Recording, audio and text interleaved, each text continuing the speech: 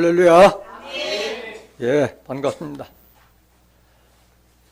누가복음 8장 17절에 기록되어 있기를 숨은 것이 장차 드러나지 아니할 것이 없고 감추인 것이 장차 알려지고 나타나지 않을 것이 없다고 말씀하셨습니다. 오늘도 증거되는 말씀을 통해서 성경 속에 감추어진 예수님 성탄에 대한 진실을 깨닫는 복된 시간이 되시길 원합니다. 이 시간 허락하신 하나님 말씀은 누가복음 2장 21절부터 24절까지입니다. 봉독해 드리겠습니다.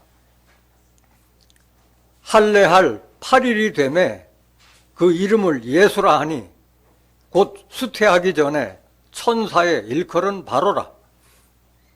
모세의 법대로 결례의 날이 참에 아기를 데리고 예루살렘에 올라가니 이는 주의 율법에 쓴 바 첫 해 처음 난 남자마다 주의 거룩한 자라 하리라 한 대로 아기를 주께 드리고 또 주의 율법에 말씀하신 대로 비둘기 한 쌍이나 혹 어린 방구 둘로 제사하려 함이더라.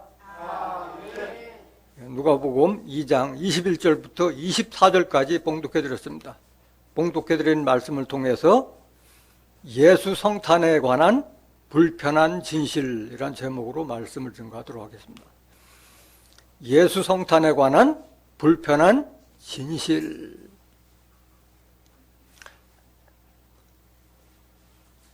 오늘은 전 세계 기독교인들이 다 예수 성탄 전야로 알고 있는 크리스마스 이브 날입니다. 내일은 12월 25일 성탄절로 알고 있습니다. 그런데 성경에는 예수님 성탄하신 날이 12월 25일이 아닙니다. 12월 25일이 아닌 것뿐만이 아니라 예수님은 우리가 사도신경에서 외운 대로 외아들로 탄생하신 것이 아니라 맏아들로 탄생하셨고 또 성령의 씨로 잉태해서 나신 분이 아니라 사람의 씨로 나셨다고 성경에 기록되어 있습니다. 오늘 증거되는 말씀을 통해서 여러분들이 성경에 기록된 진실을 깨닫길 원합니다. 그럼 왜 불편하냐? 진실을 알면은 많은 사람들이 잘못 알고 있기 때문에 진실이 아닌 것을 잘못 알았기 때문에 불편한 거예요. 그렇게 가르쳤던 사람도 그걸 다시 말을 주워 담을 수가 없잖아요.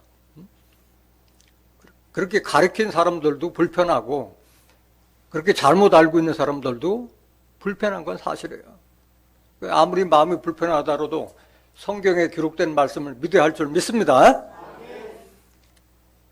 왜 그러냐? 하늘에서 내려온 천사라도 이 성경에 기록된 복음과 다른 말을 전하면 저주를 받을 것이라고 말씀하셨어요. 갈라디아서 1장 8절 한번 보실까요?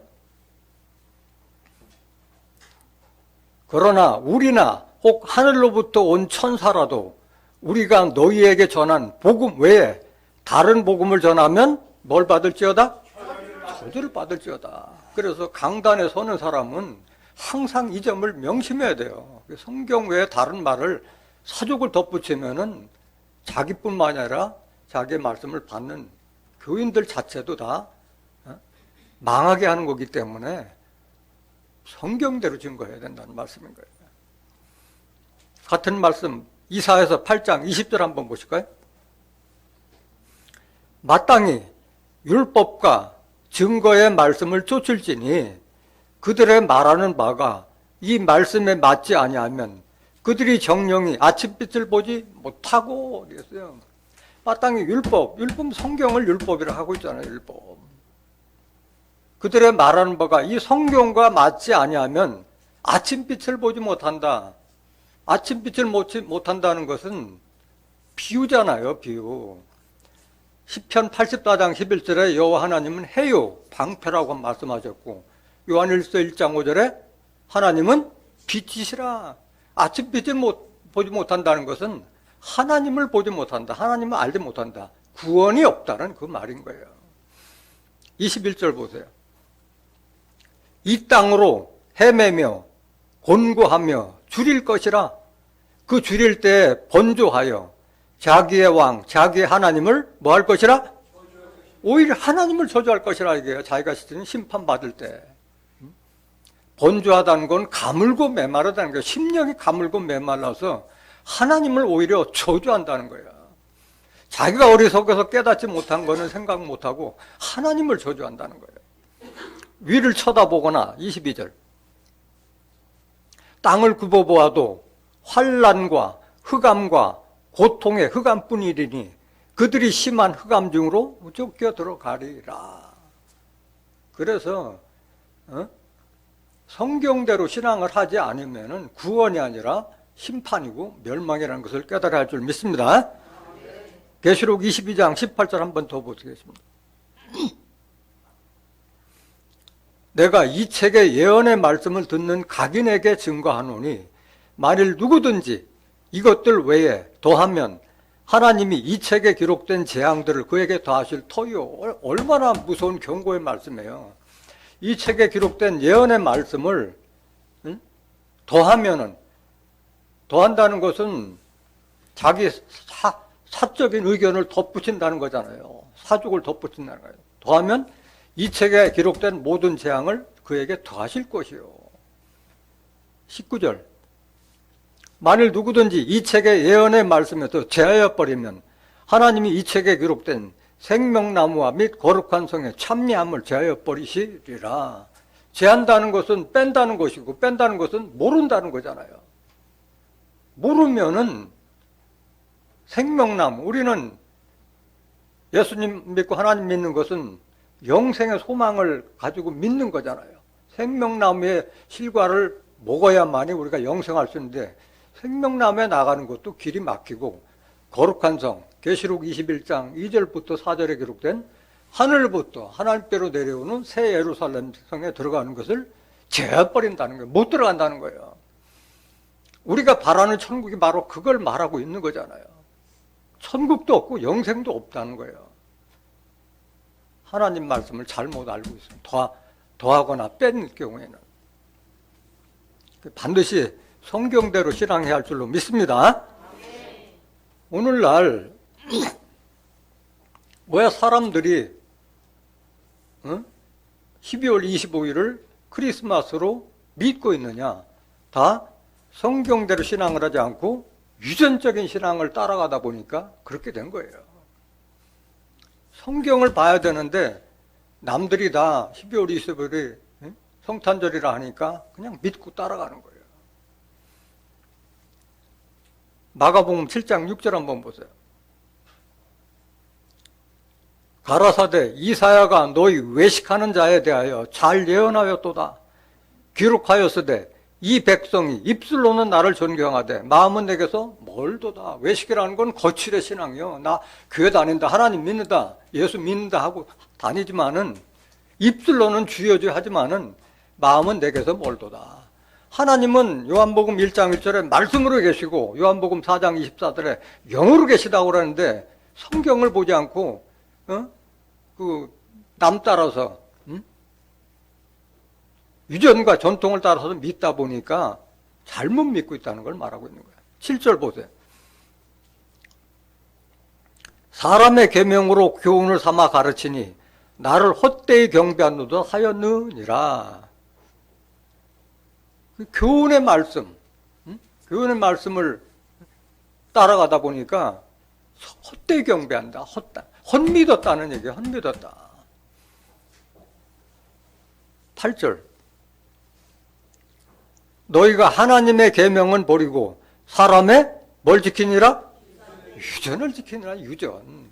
다른 사람이 다 주의 종이라니까 다 종인 줄 알고 다 죄인이라니까 다 죄인인 줄 알고 성경에 그렇게 기록이 안 돼 있는데도 그냥 유전적인 신앙 때문에 그렇게 믿고 있는 거예요. 9절 보세요. 또 가라사대 너희가 너희 유전을 지키려고 하나님의 계명을 잘 저버리는도다. 유전 때문에 하나님 성경에 기록된 예수님의 성탄에서도 다 모르고 있다는 거예요. 다 모르고. 그래서 강단에서 말씀을 증거한다고 하더라도 그 말씀 다 믿지 말라고 그랬어요. 왜? 거짓 선지자들이 많이 나왔기 때문에 그 말 다 믿지 말라고 말씀하신 거예요. 요한일서 4장 1절 보세요. 사랑하는 자들아, 영을 다 믿지 말고 오직 영들이 하나님께 속하였나 시험하라. 많은 거짓 선지자가 세상에 나왔음이니라.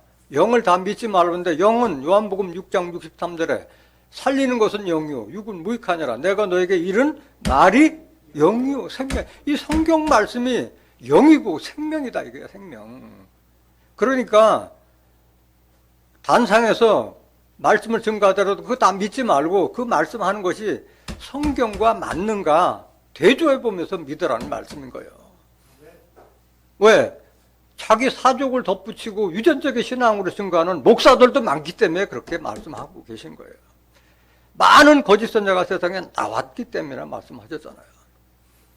이것은 예수님께서 마태복음 24장에 3번에 걸쳐서 마지막 때가 되면 거짓 선지자가 많이 출현하니까 조심하라고 3번씩이나 당부했던 말씀이잖아요. 그대로 이루어지는 거예요. 그대로 이루어지는 거예요.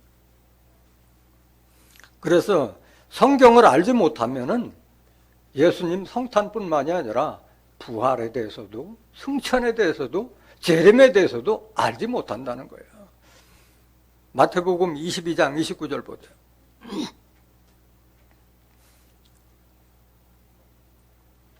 예수께서 대답하여 가라사대 너희가 성경도 하나님의 능력도 알지 못하는 거로 뭐하였도다? 오해했다. 성경 알지 못하면 다 오해하고 있는 거예요. 오해하고 있는 거예요. 잘못 믿기 때문에 구원이 아니라 멸망으로 가고 심판받게 되는 거예요. 디모데후서 2장 5절 보세요. 경계하는 자가 법대로 경계하지 아니하면 면류관을 얻지 못할 것이며, 경계하는 사람을 빙자해서 신앙생활하는 자들이 이 법대로 성경대로 신앙하지 아니하면 면류관이 없다. 경계하는 자의 면류관 받지만은 하나님 믿고 예수님 믿는 자들은 천국과 영생을 유업으로 받아야 되는데 없다는 얘기가 그게 없다는 거예요. 법대로 신앙하지 않으면, 성경 말씀대로 신앙하지 아니하면. 요한복음 17장 3절 보실까요? 영생은 곧 유일하신 참 하나님과 그의 보내신 자 예수 그리스도를 아는 것이니다. 우리가 영생의 소망을 위해서 예수님 믿고 하나님 믿는데 참 하나님과 그의 보내신 자 예수 그리스도를 믿는 거예요? 아는 거예요? 아는 거예요. 믿는 거나 아는 것이 같은 말이에요. 아는 만큼 믿는 거지 알지 못하고 믿는 것은 맹신이고 맹종인 거예요. 그거는 알지 못하고 믿는 것은. 여러분들도 저도 처음 보는 사람에 여러분 저 믿습니까? 그럼 아멘 하면 그거는 대답은 아멘 하지만은 겪어보지 않은데 모르잖아요. 겪어봐야만이 그 사람이 어떻다는 걸 알잖아요. 믿음이라는 것은 아는 만큼의 크기예요. 믿음의 크기는. 그 사람이 얼마만큼 믿음이 좋다 나쁘다는 뭐 교회를 열심히 다니고 새벽기도 다니고 헌금 많이 하고 그게 중요한 게 아니라 성경에 기록된 하나님과 예수님을 얼마만큼 알고 그걸 믿고 그걸 행하느냐에 다른 것이지 열심히 하고는 다른 거예요.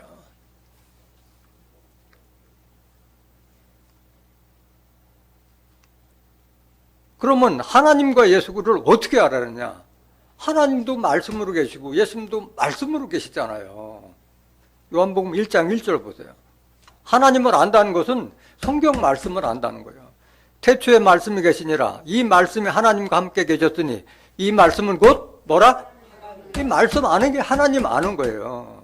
그럼 영생은 뭐냐? 영생. 그리스도를 아는 건 뭐냐? 요한복음 5장 39절 보세요.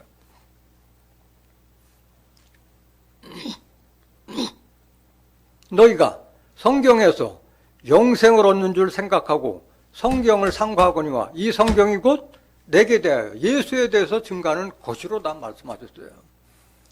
구약이든 신약이든 계시록이든 다 예수에 대한 증거의 말씀이잖아요. 그렇기 때문에 하나님과 예수님을 아는 것은 성경을 통해서 하나님을 알고 예수님을 알았을 때 천국도 영생도 구원도 받게 될 줄 믿습니다. 12월 25일은 앞에서도 말씀하면 오늘 제가 증거하고자 하는 것은 12월 25일은 예수님 성탄하신 날이 아니다. 이게 진실이다. 이게 진실이다.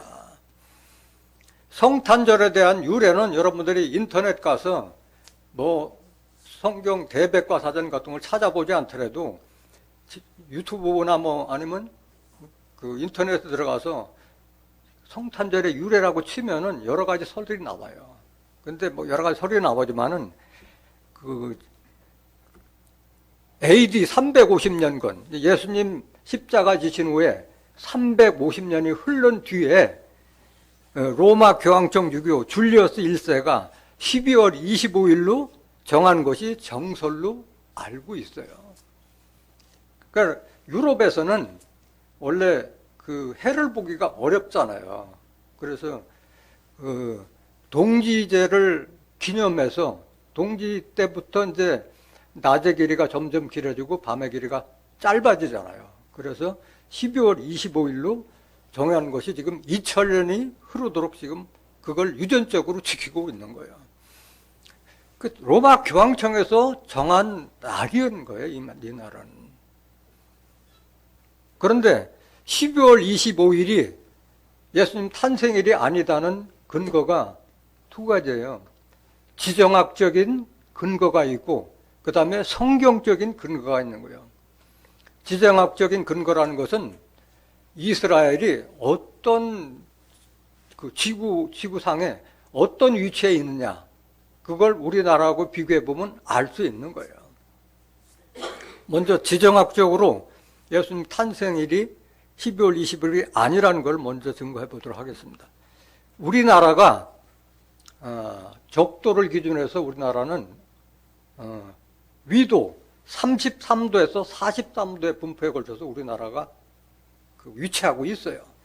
그럼 이스라엘은 어느 정도의 위도를 여기 차지하고 있느냐 하면은 28도에서 약 32도. 그러니까 우리나라보다는 적도에 조금 더 가깝기 때문에 우리나라보다는 좀 더 따뜻해요. 그리고 봄도 우리나라보다는 약 한 보름 정도가 좀 빠른 편인 거예요.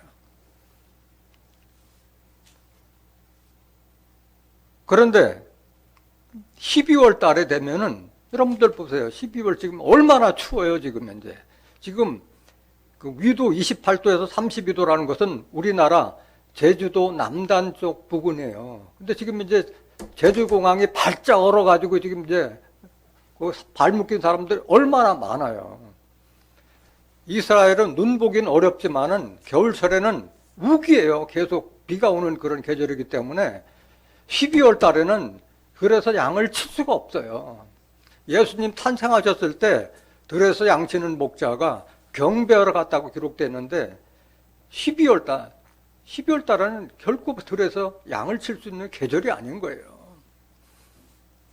적어도 아무리 늦게 잡는다 하더라도 10월 되면은 밖에서는 양 치는 것은 끝나는 거예요. 그 말씀 한번 보시겠습니다. 누가복음 2장 3절 한번 보실까요? 모든 사람이 호적하러 각각 고향으로 돌아가매 요셉도 다윗의 집 족속인 고로 갈릴리 나사렛 동네에서 유대를 향하여 베들레헴이라 하는 다윗의 동네로 그 정혼한 마리아와 함께 호적하러 올라가니 마리아가 이미 잉태되었더라. 거기 있을 그때 해산을 날이 차서 마다들을 낳아 강보로 싸서 구유에 뉘었으니 이는 사관에 있을 곳이 없음이더라. 그 지경에 그때에 목자들이 밖에서 밤에 자기 양떼를 지키더니 이렇게 기록되어 있어요. 예수 탄생한 날에 목자들이 밖에서 자기 양떼를 지켰다고 그랬어요. 계속 보세요. 9절. 주의 사자가 곁에 서고 주의 영광이 저희를 두루 비치매 크게 무서워하는지라. 천사가 이르되 무서워 말라. 보라 내가 온 백성에게 미칠 큰 기쁨의 좋은 소식을 너에게 전하노라. 오늘날 다윗의 동네에 너희를 위하여 구주가 나셨으니 곧 그리도 주시니라.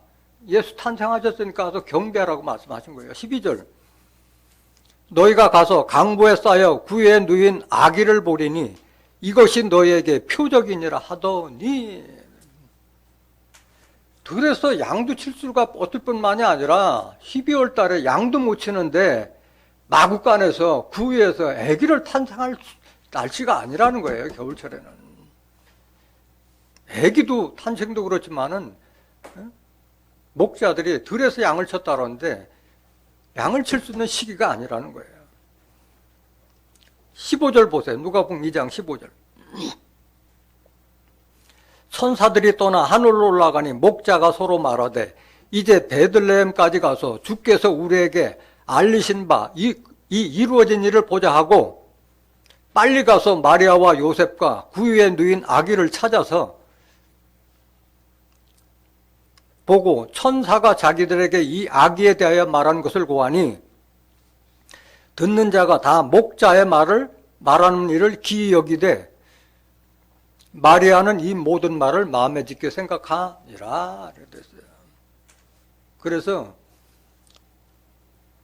다시 말하지만은 지정학적인 위치로 봤을 때 12월 달에 들에서 양을 칠 수도 없을 뿐만이 아니라 마구간에서 구유에서 아기를 낳을 수 있는 기후가 아니라는 거예요.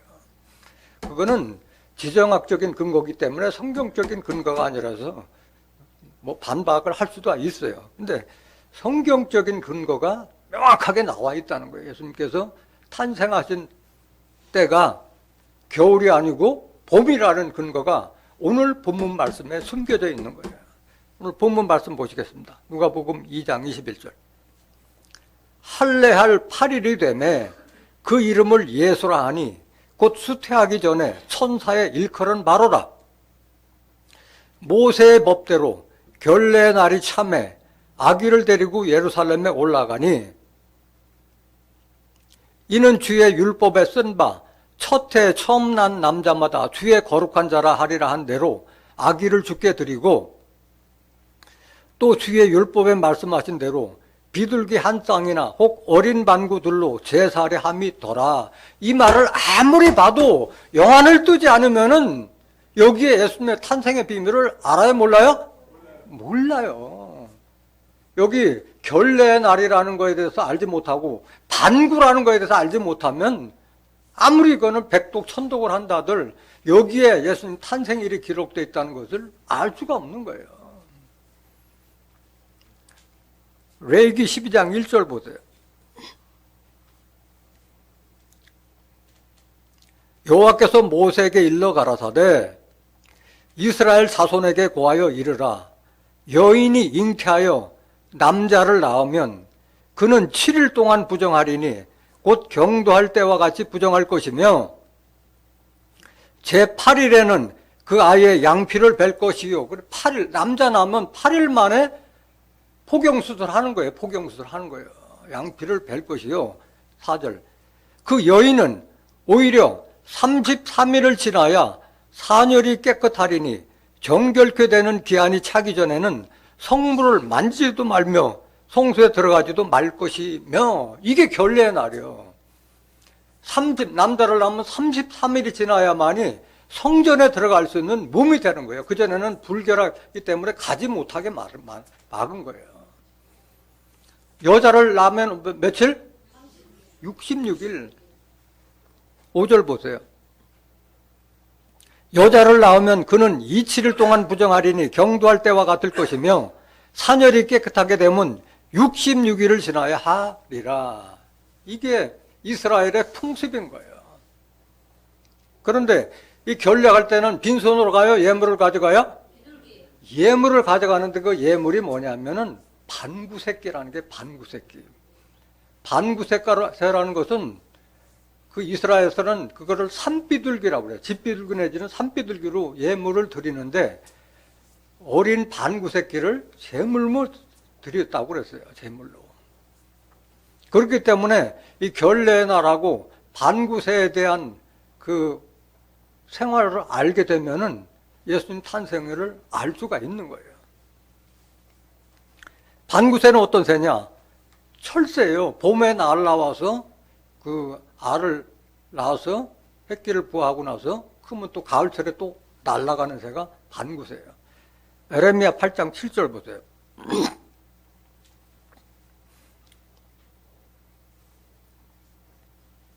공중의 학은 그 정한 시기를 알고 반구와 제비와 두루미는 그 올 때를 지키거늘 내 백성은 여호와의 규례를 알지 못하도다 하셨다 하라. 여기 나오잖아요. 반구새. 반구, 제비, 두루미는 올 때 갈 때를 정확하게 알잖아요. 자기 살 곳을 아는 거예요. 따뜻할 때 와서 따뜻한 데 가서 알 낳고 새끼 까고 또 떠날 때를 알고 있는데 하나님 백성들은 만물의 영장이라고 하는 사람들이 반구새만큼도 모른다니까.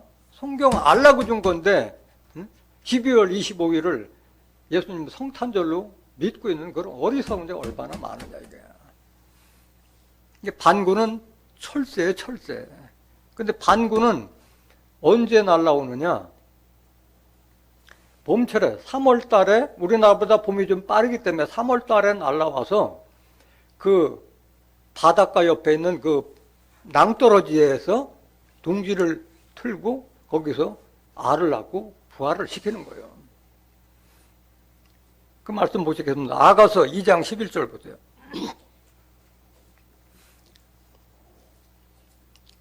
겨울도 지나고 비도 그쳤고, 잘 들으세요. 겨울도 지나고 비도 그쳤고 지면에는 꽃이 피고 새에 노래할 때가 이르렀는데 반구의 소리가 우리 땅에 들리는구나. 반구새는 봄철 돼야만이 그 소리를 들을 수가 있는 거예요. 겨울도 지나고 비도 그쳤고, 겨울에 비 우기니까 비도 그쳤고. 13절 무화과 나무에는 푸른 열매가 익었고 포도나무는 꽃이 피어 향기를 토하는구나. 나의 사랑, 나의 어여쁜 자야, 일어나서 함께 가자. 바위 틈 낭떠러지 은밀한 곳에 있는 나의 비둘기야, 나로 내 얼굴을 보게 하라. 내 소리를 듣게 하라. 내 소리는 부드럽고 내 얼굴은 아름답구나. 이렇게 기록되어 있어요. 반구새는 봄철 돼서 날라와서 부화를 하는 거예요. 근데 이제 따져보세요, 봄철. 자, 반구새가 3월 초에, 우리나라보다 봄이 빠르다고 했거든요. 3월 초에 날라와서 알을 낳으면은 통상 새 종류, 닭이나 이런 걸 보면은 새 종류는 몇 주 만에 부화해요? 통상 알이?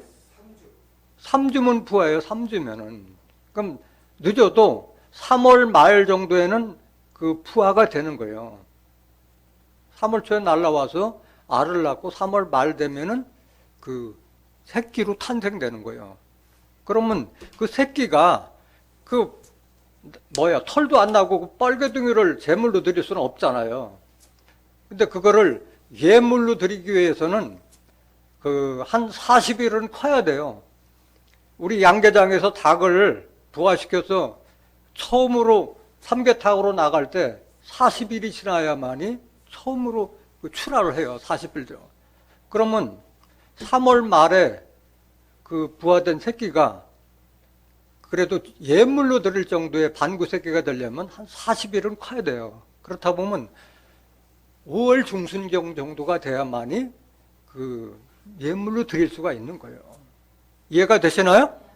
그럼 5월 중순에서 탄생일이기 때문에 결례할 때 그 반구 새끼를 드렸기 때문에 탄생일을 따지려면 며칠을 빼야 돼요?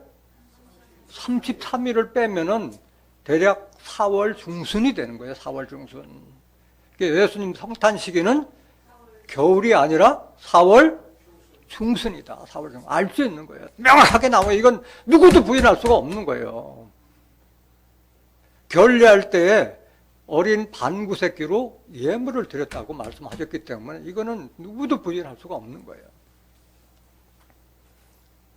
그러면 4월 중순에는 뭐가 있느냐?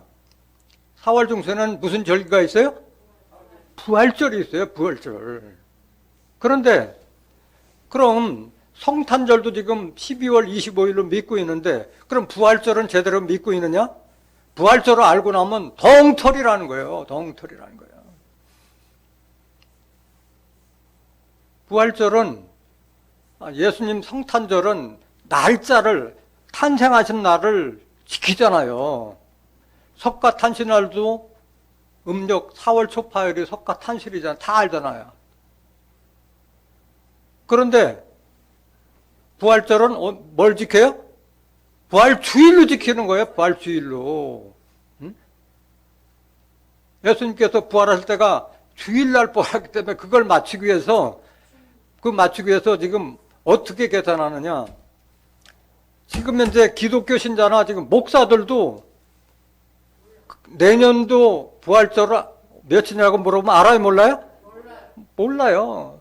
뭐 성도들은 말할 것도 없고 몰라. 부활절이 언제인지 몰라요. 왜? 매년 바뀌기 때문에. 4월 말부터 4월 중순까지 계속 매년 바뀌니까 알 수가 없는 거예요. 부활주의를 지키다 보니까. 그럼 부활주의를 어떤 식으로 지키느냐? 중국의 복희가 농사 20살절기 만들어 놓은 춘분을 기준으로 해서 춘분 지나고 나서 만월, 보름달이 지나고 나서 돌아오는 첫 번째 주의를 지키다 보니까 매년 바뀌는 거예요. 이거 자체도 아는 사람들이 없어요. 부끄러운 일이잖아요. 수치스럽고. 부활하신 날을 기념을 해야지 주의를 지키는 그런 예는 없잖아요. 부모님 생신이나 기일도 부득이하게 뭐 직장 때문에 불가피한 경우에는 땡겨서 이렇게 할 수 있지만 그 들은 제사나 뭐 생신 날을 기준으로 해서 땡겨서 들 수 있지만은 주일을 지키는 경우는 없잖아요.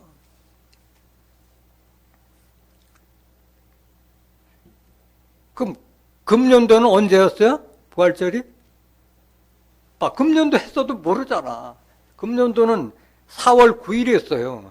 내년도는 언제냐? 3월 31일이야. 25년도에는 4월 20일이야. 이렇게 달라지니까 알 수가 없는 거예요. 기독교나 천주교가 아닌 다른 신자들이 보면은 참 부끄러운 일이에요. 이런 일은. 부끄러운 일이에요. 그러면 예수님 부활하신 날은 그러면 알 수 있느냐? 알 수 있어요? 없어요? 알 수 있어요. 그것도 성경에 정확하게 기록되어 있는데 영안이 뜨지 않으니까 예수님 부활하신 날을 모르는 거예요. 예수님 부활하신 날을 알려면은, 운명하신 날을 알면은 거기다가 3일 더하면 알 수 있잖아요. 예수님 운명하신 날만 알면 알 수 있잖아요. 그럼 예수님 정확하게 부활하신 날은 언제냐? 고린도전서 5장 7절 보세요.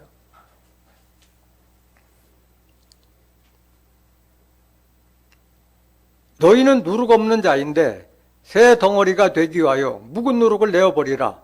우리의 유월절 양 곧 그리스도께서 희생되셨느니라. 예수님은 유월절 양으로 희생되셨잖아요. 유월절에 제자들하고 만찬하고 난 이후에 잡혀가서 신문 받다가 닭이 꼬꾸대고로 하루 지나고 나서 그날 운명하셨잖아요. 하루 지나고 나서. 그러면 유월절이 언제냐? 유월절이 레위기 23장 5절 보세요. 정월 14일 저녁은 여호와의 유월절이요. 정월이면 1월 14일 저녁이라고 그랬는데 왜 4월이냐?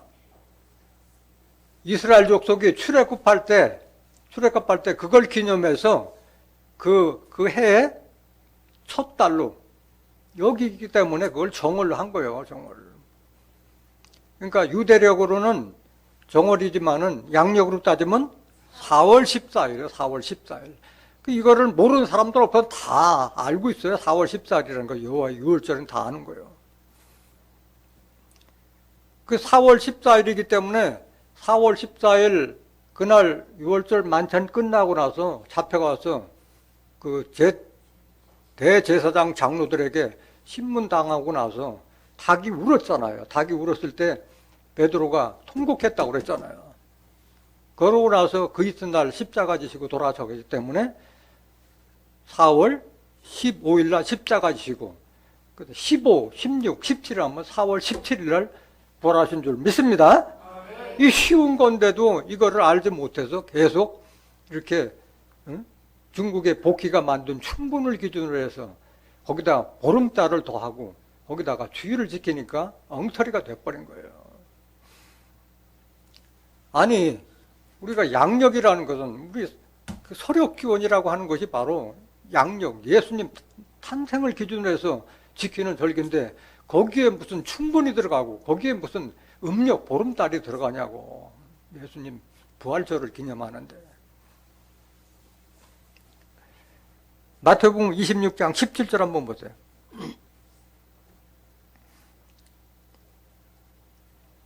무교절의 첫날에 제자들이 예수께 나와서 가로되 유월절 잡수실 것을 우리가 어디서 예비하기를 원하시나이까?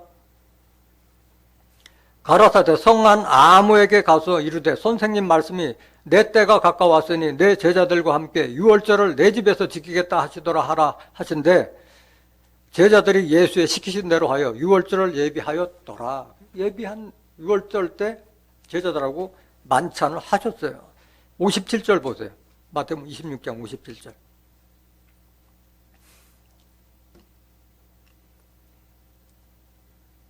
예수를 잡은 자들이 끌고 대제사장 가야바에게로 가니 거기 서기관과 장로들이 모여 있더라. 그날 잡히신 거예요. 유월절 만찬 끝나고 가룟 유다가 배신해서 잡혀간 거예요. 73절 보세요. 마태복음 26장 73절. 조금 후에 곁에 섰던 사람들이 나와 베드로에게 이르되 너도 진실로 그 당이라 내 말소리가 너를 표명한다 하거늘 저가 저주하여 맹세하여 가로되 내가 그 사람을 알지 못하노라 하니 닭이 울더라. 베드로는 저는 절대 예수님 떠나지 않겠다고 그랬는데 예수님 말씀하셨잖아요. 너는 닭 울기 전에 나를 3번 부인하리라고 유월절 만찬 때 얘기한 대로 이루어진 거예요. 그런데 나는 예수 모른다. 저주하며 맹세하면서 부인했어요. 수제자라는 자가. 닭이 울었어요. 닭이 울었어. 그 하루 지난 거예요. 6월절 4월 14일 지나서 4월 15일이 된 거예요. 마태복음 27장 1절 보세요. 새벽에 모든 대제사장과 백성의 장로들이 예수를 죽이려고 함께 의논하고 결박하여 끌고 가서 총독 빌라도에게 넘겨주니라. 계속 45절. 마태복음 21장 45절. 제60부터 온 땅에 어둠이 임하여 제9시까지 계속하더니 제9시 즈음에 예수께서 크게 소리질러 가라사대 엘리 엘리 라마 사박다니 하시니 이는 곧 나의 하나님 어찌하여 나를 버리셨나이까 하는 뜻이라. 거기 섰던 자 중 어떤 이들이 듣고 가로되 이 사람이 엘리야를 부른다 하고 그 중에 한 사람이 곧 달려가서 해용을 가지고 신 포도주를 머금게 하여 갈대에 꿰어 마시우거늘 그 남은 사람들이 가로되 가만두어라 엘리야가 와서 저를 구원하나 보자 하더라. 예수께서 다시 크게 소리 지르시고 영원히 떠나시다. 예수님은 6월절 만찬 후에 잡혀가셨다가 하루 지나고 나서 신문 받고 십자가 지셔서 4월 15일 날 운명하시고 3일이 지난 4월 17일 날 부활하신 줄 믿습니다. 그래서 부활절도 바뀌어져야 된다는 거예요. 바뀌어져야 된다. 그럼 왜 성탄절과 부활절이 이 성경대로 믿어야 되느냐? 이 성탄절, 예수를 아는 것이 영생이라고 그랬는데 이 성탄과 부활을 알지 못하면 승천일을 알아요, 몰라요? 예수님이 승천일을 모르잖아요. 예수님이 승천했다고 그랬는데 승천일은 당연히 4월 17일 지나면은 거기다가 40일 동안 이 땅에서 그리스도의 말씀을 천국 복음을 증거하시다가 승천하셨기 때문에 승천일은 자동적으로 5월 27일이 되는 거예요. 승천일은. 재림도 마찬가지예요. 재림도 성경에 기록된 대로 재림하는 것이지 성경에 기록된 말씀을 안 믿으니까 오늘날 재림 예수라 하는 자들에게 얼마나 많은 사람들이 미혹당해요. 그래서 성경적으로 알지 못하면은 천국도 영생도 없기 때문에 성경대로 신앙하라고 말씀드리는 거예요. 또 불편한 진실 두 번째는 뭐냐? 예수님은 맏아들로 태어나셨는데 오늘날 사도신경에 외아들로 탄생하셨다고 돼 있기 때문에 다 외아들로 알고 있어요. 많은 사람들이. 예수님은 육신적으로나 영적으로 맏아들로 오셨고 다시 오실 때도 맏아들로 올 것으로 예언되어 있는데 성경을 믿지 않으니까 모르고 있는 거예요. 예수님이 남동생이 4명, 여동생이 2명 이상 있었다는 자체를 모르고 있는 거예요. 누가복음 2장 1절 다시 보세요. 이때 가이사 아구스도가 영을 내려 천하로 다 호적하라 하였으니 이 호적은 구레뇨가 수리아 총독되었을 때 첫 번 한 것이라 모든 사람이 호적하러 각각 고향으로 돌아가매 요셉도 다윗의 집 족속인 고로 갈릴리 나사렛 동네에서 유대를 향하여 베들레헴이라 하는 다윗의 동네로 그 정혼한 마리아와 함께 호적하러 올라가니 마리아가 이미 잉태되었더라. 거기 있을 그때 해산할 날이 차서 맏아들을 낳아. 무슨 아들? 맏아들을 낳아 강보로 싸서 구유에 뉘었으니 이는 사관에 있을 곳이 없음이로라. 이렇게 기록되어 있음에도 불구하고 신학자들이 사도신경을 만들어 가지고 외아들이라니까 다 외아들로 알고 있는 거예요.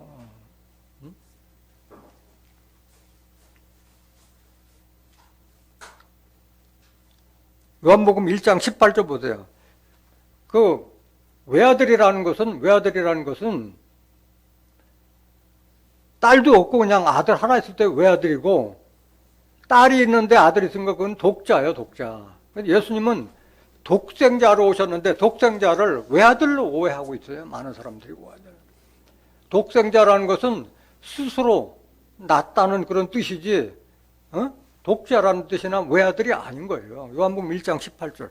본래 하나님을 본 사람이 없으되 아버지 품속에 있는 독생하신 하나님이 나타내셨느니라. 이분이 예수님이요.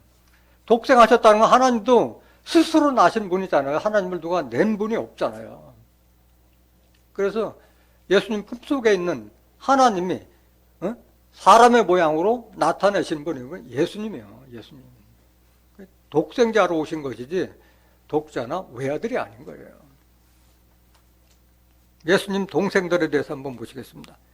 마태복음 13장 53절 보세요.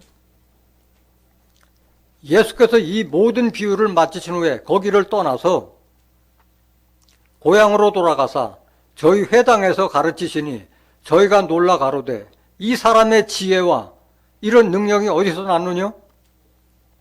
이는 그 목수의 아들이 아니냐? 그 모친은 마리아, 그 형제들은 야고보, 요셉, 시몬, 유다라 하지 않느냐? 예수님의 동생들이 여기 야고보, 요셉, 시몬, 유다가 있는데 이거를 성경을 안 보니까 아직도 외아들로 알고 있다는 거예요. 외아들로. 목수, 요셉은 목수였잖아요. 목수. 모친은 마리아, 그 형제들은 야고보, 요셉, 시몬, 유다라 하지 않느냐? 56절. 그 누이들이니까 복수잖아요, 복수. 여동생들이 2 이상 있었다는 거예요, 2 이상.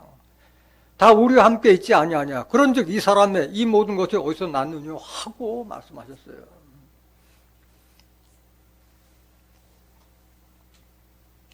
그래서 성경대로 신앙하지 아니하면은 정말 이 진실을 알게 되면 참으로 불편한 거예요. 내가 뭐 헛믿었구나 이런 생각이 들잖아요. 그럼 다시 오실 때도 예수님은 맏아들로 오신다고 말씀하셨어요. 히브리서 1장 6절 보세요.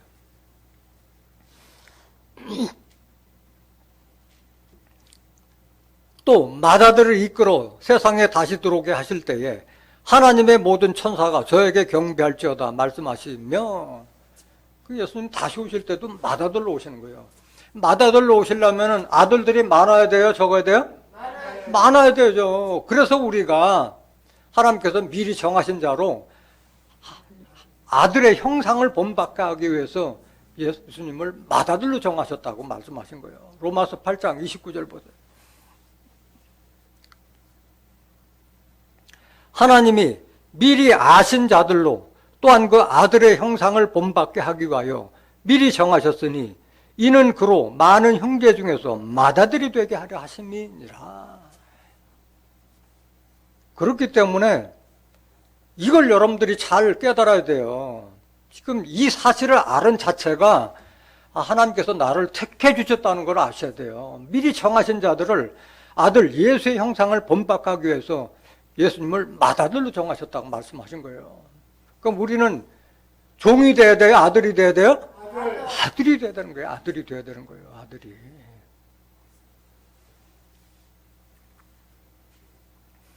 이게 두 번째 진실이고, 세 번째 진실은 뭐냐? 세 번째 진실은 뭐냐? 예수님이 사람의 씨로 나셨다고 성경에 기록되어 있는데 다 성령이 들어가서 남녀 관계없이 그냥 공짜배기로 성령이 들어가서 그게 씨앗이 돼서 탄생하셨다고 그렇게 오해하고 있어요. 사람의 씨라고 명확하게 사도 바울이 밝히고 있는데 그렇게 알고 있다는 거예요. 성경을 잘못 보면은 그렇게 오해할 수 있도록 기록이 되어 있는 거예요. 잘 봐야 돼요. 사도행전 13장 21절 보세요.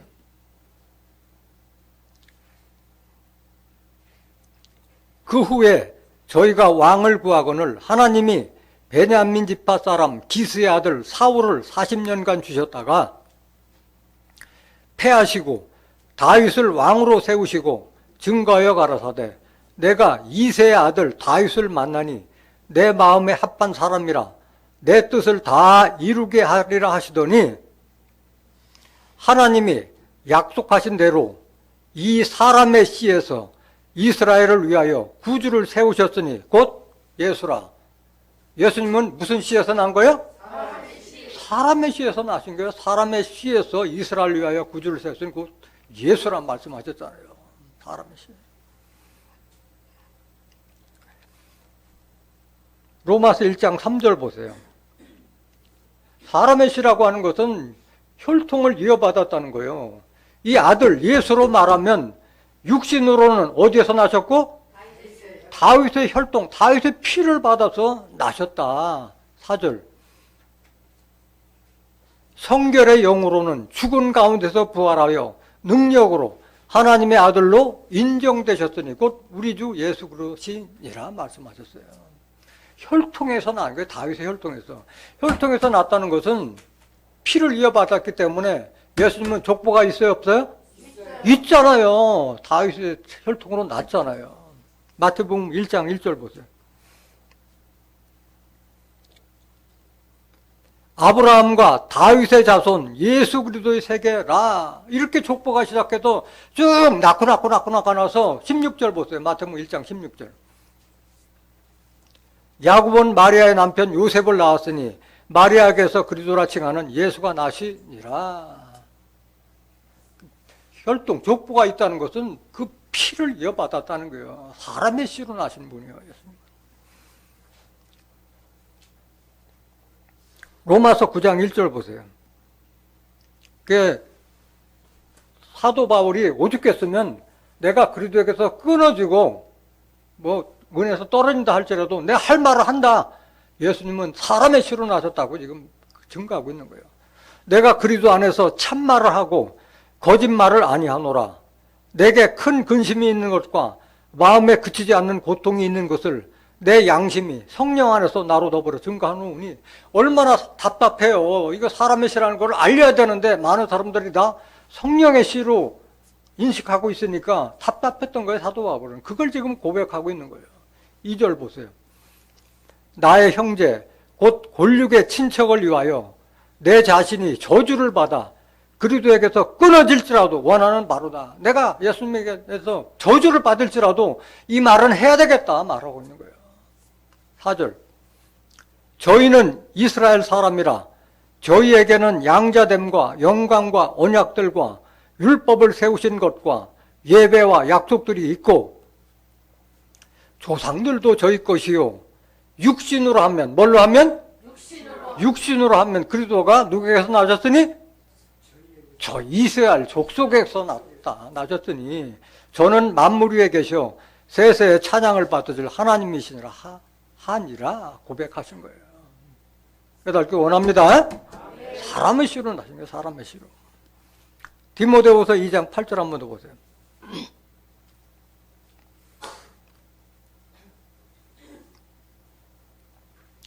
나의 복음과 같이 다윗의 씨로 죽은 자 가운데서 다시 살으신 예수 그리스도를 기억하라. 누구의 씨로 나셨어요? 다윗의 씨로 죽은 가운데서 다시 살아진 예수 그리스도를 기억하라 말씀하신 거예요.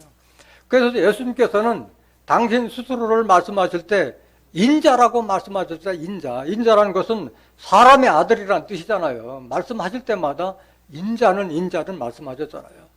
마태복음 13장 30절에도 좋은 씨를 뿌리는 이는 인자요 말씀해요. 인자는 사람의 아들이라는 뜻인 거예요. 그럼 왜 사람들이 예수님을 성령의 씨로 오해하고 있느냐? 마태복음 1장 18절 보세요. 예수 그리스도의 나심은 이러하니라. 그 모친 마리아가 요셉과 정혼하고 동거하기 전에 성령으로 잉태된 것이 나타났더니, 이렇게 기록되어 있다 보니까 성령으로 잉태된 것 나타났다 하니까 이게 성령의 씨가 들어가서 예수가 됐다 이렇게 인식하는 거예요. 성령으로라는 것은 행위나 동작을 얘기하는 것이지 성령의 씨가 됐다는 것이 아닌 거예요. 만약에 예수님께서 성령의 잉태해서 됐다면 예수님이 뭐할로 비둘기 가서 성령을 받고 요한복음 3장 34절에 기록된 말씀과 같이 성령을 받을 필요가 뭐가 있겠어요. 계속 보세요. 19절. 그 남편 요셉은 의로운 사람이라 저를 드러내지 아니하고 가만히 끊고자 하여 이 일을 생각할 때 뒤에 사자가 현명하여 가로되 다윗의 자손 요셉아 내 아내 마리아 데려오기를 무서워 말라. 저에게 잉태된 자는 성령으로 된 것이라. 이렇게 보니까 이렇게 믿기가 쉬워요. 성령으로 잉태된 것이라 돼 있으니까. 근데 여기 보면 이미 네 아내라고 그랬어요. 네 아내 마리아 데려오기를 무서워 말라. 정언했지만 일찍 천사는 벌써 뒤에 사자는 아내라고 지금 호칭하고 있잖아요. 아내는.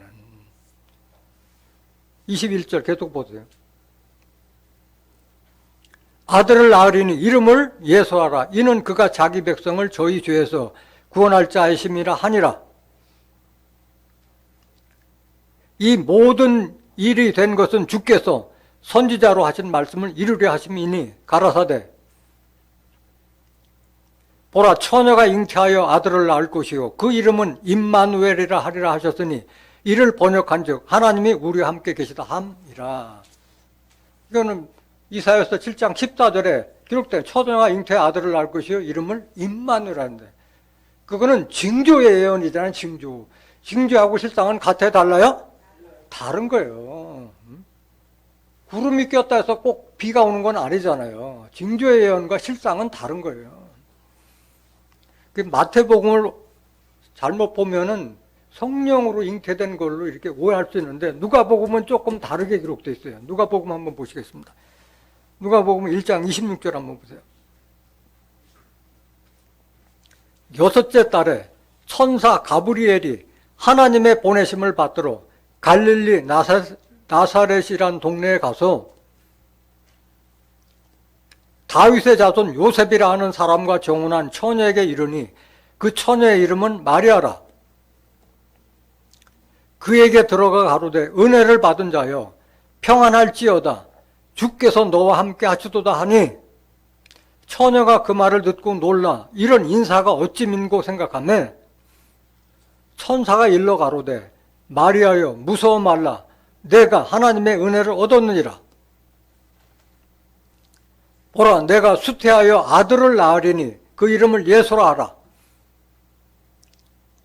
저가 큰 자가 되고 지극히 높으신 이의 아들이라 일컬을 것이요 주 하나님께서 그 조상 다윗의 위를 저에게 주시리니 영원히 야곱의 집에 왕노를 사실 것이며 그 나라가 무궁하리라. 마리아가 천사에게 말하되 나는 사내를 알지 못하니 어찌 이 일이 있으리까?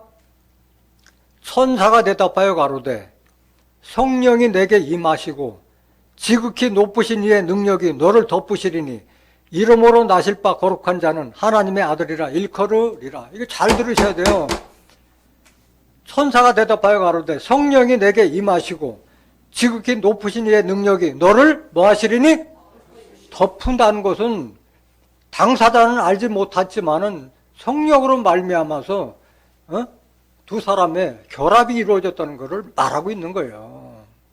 당사자도 말 모르는 거예요. 지극히 높으신 이의 능력이 높았다. 이건 뭘 말하냐면은 롯이 소돔 고모라 심판 때 유황불 심판을 피해서 소활성으로 들어갔었잖아요. 소활성으로 들어갔었는데 산으로 도망가라는데 소활성이 가까우니까 소활성까지 가서 구원은 면했지만은 이미 소활성도 다 사람들이 다 동성애에 물들어 있어가지고 남자를 가까지 아니었던 그 처녀들도 다 물들어 버린 거예요. 그리고 결국은 여기서는 안 되겠다 싶어도 결국은 산으로 다시 피신해 갔는데 이미 그때 딸들이 벌써 악에 물들어 가지고 아버지를 술을 먹이고 우리 동침해서 대를 이어가자 해가지고 큰 딸이 먼저 아버지와 동침해서 모압 족속을 낳고 그 다음에 작은 딸이 동침해서 암몬 족속을 낳았잖아요. 그런데 둘이 누웠는데 알지 못했다고 기록돼 있어요. 알지 못한 거예요. 그런 일이 있을 수가 없잖아요. 부부관계같이 이렇게 관계를 했는데도 불구하고 알지 못했다고 말씀하셨잖아요. 그 말씀 한번 보시겠습니다. 그래서 지금 지극히 높으신 이의 능력이 너를 덮었다는 말을 그렇게 해석할 수 있다는 얘기예요. 창세기 19장 30절 보세요. 롯이 소알에 거하기를 두려워하여 두 딸과 함께 소알에서 나와 산에 올라 거하되 그 두 딸과 함께 굴에 거하였더니 큰 딸이 작은 딸에게 이르되 우리 아버지는 늙으셨고 이 땅에는 세상의 도리를 쫓아 우리의 배필될 사람이 없으니 우리가 우리 아버지에게 술을 마시우고 동침하여 우리 아버지로 말미암아 인종을 전하자 하고 그 밤에 그들이 아비에게 술을 마시우고 큰 딸이 들어가서 그 아비와 동침하니라. 그러나 그 아비는 그 딸의 눕고 일어난 것을 깨닫지 못하였더라. 깨닫지 못할 수가 없잖아요. 관계를 맺었는데. 계속 보세요. 34절. 이튿날에 큰 딸이 작은 딸에게 이르되 어젯밤에는 내가 우리 아버지와 동침하였으니 오늘 밤에도 우리가 아버지에게 술을 마시고 내가 들어가 동침하고 우리가 아버지로 말미암아 인종을 전하자 하고 이 밤에도 그들이 아비에게 술을 마시고 작은 딸이 일어나 아비와 동침하니라. 그러나 아비는 그 딸의 눕고 일어나는 것을 깨닫지 못하였더라. 기록되어 있어요. 그래서 이 세상에는 남녀가 결합되지 않으면 씨가 날 수가 없는 거예요. 당사자만 모를 정도로 하나님의 능력이 덮었을 뿐이지 다 수태가 된 것은 정자와 난자가 결합됐기 때문에 씨로 난 거예요. 그렇다면 이 성경은 한편으로만 믿으면 안 되잖아요. 입체적으로 사도 바울의 증거도 우리가 정확하게 믿어야 되잖아요. 그래서 예수님은 성령의 씨가 돼서 잉태한 것이 아니라 사람의 씨로 나신 줄 믿습니다. 이 사실이 왜 이렇게 중요하냐? 여러분들도 마찬가지예요. 여러분들이 하나님의 아들이 될 수가 없잖아요. 육신적으로. 그렇지만은 하나님의 영으로 인도함을 받으면 하나님의 아들이 된다고 말씀하셨잖아요. 하나님의 영으로 진리의 인도함을 받으면 우리가 하나님의 자녀가 될 수 있고 또 우리가 그리스도에게 속한 자면 아브라함의 씨라고 말씀하셨어요. 아브라함의 자손이고 유업을 받을 자라고 말씀하신 거예요. 예수님도 마찬가지 성결의 영으로는 부활하심으로 말미암아 하나님의 아들로 인정되셨다고 그랬잖아요. 예수님 탄생하셨을 때는 믿지 않았잖아요. 하나님의 아들이라는 걸 믿지 않았잖아요. AD 350년 후에나 인정돼서 성탄일을 정한 거 아니에요. 로마서 8장 14절 보세요. 무릇 하나님의 영으로 인도함을 받는 그들은 곧 하나님의 아들이라. 이렇게 기록됨에도 불구하고 이 성경을 믿지 않으니까 오늘날 많은 사람들이 하나님 믿고 예수 믿으면서 뭐라고 그래요? 다 종이라고 하고 있잖아요. 종이라고 하고 있잖아요. 하나님의 영, 하나님의 말씀으로 인도함을 받는 그들이 하나님의 아들이라 이거예요. 우리도 영을 받기 때문에 예수님과 같이 하나님의 아들이 될 수 있는 거예요. 15절 보세요. 너희는 다시 무서워하는 종의 영을 받지 아니하였고 양자의 영을 받았으므로 아바 아버지라 부르짖느니라. 그래서 지금도 종이라고 하는 자들은 하나님을 무서워해요. 아버지 관계가 아니니까, 종과 주인의 관계니까. 이 종이라고 하는 자들은 하나님을 아버지를 할 수 없는 거예요. 주기도문도 할 자격도 없는 거예요. 왜? 하늘에 계신 아버지라고 주기도문 하는데 종이라고 하고 있잖아요. 말이 안 맞잖아요. 종은 주인의 뜻을 알지 못한다고 그랬어요. 요한복음 15장 15절에 종은 주인의 뜻을 알지 못한다고 그랬잖아요.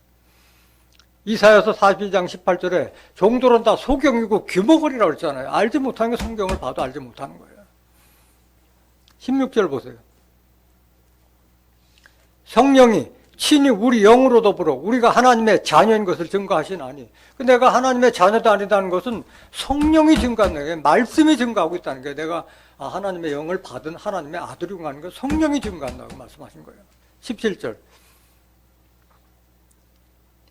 자녀이면 또한 후사, 곧 하나님의 후사요. 그리도 함께한 후사니 우리가 그와 함께 영광을 받기 위하여 고난도 함께 받아야 될 것이니라. 우리가 하나님의 자녀라면, 하나님의 영으로 인도함을 받는 하나님의 자녀라면 하나님의 후사가 되고 그리도 함께 후사를 잇는다고 말씀하신 거예요. 깨닫기 원합니다. 그래서 진리의 말씀으로 난 자가 진정한 하나님의 아들이 될 수 있는 거예요. 야고보서 1장 18절 보세요. 그가 그 조물 중에 우리로 한 1000열매가 되게 하시려고 자기의 뜻을 쫓아 진리의 말씀으로 우리를 낳으셨느라. 여기 그는 누구예요? 하나님이에요. 하나님. 야고보서 1장 17절 한번 보세요. 야고보서 1장 17절. 각양 좋은 은사와 온전한 선물이 다 위로부터 빛들의 아버지께로서 내려오나니 그는 변함도 없으시고 회전하는 그림자도 없으시니라. 하나님은 누구의 아버지예요? 빛들의 아버지예요. 빛들의 배. 어둠의 아들이 아니에요. 어둠의 아버지가 아니에요. 빛들의 아버지예요.